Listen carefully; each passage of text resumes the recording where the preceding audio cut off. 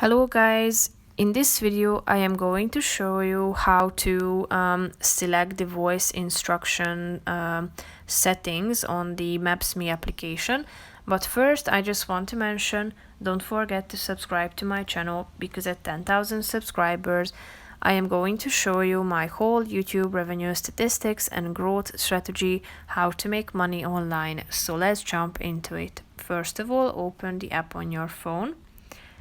Now tap on the more icon down below, which is the last option. Then tap on the settings option and scroll down to the navigation section and click on the voice instructions button.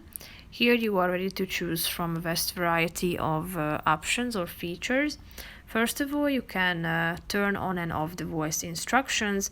If you turn them on, you have many further things that you can select, such as the language of the voice. Now it is set to English, but you can also choose from other languages. As you can see, there are a bunch of options, so click on the relevant one that you prefer. Then you can also select the speed, cameras such as auto, always, or never.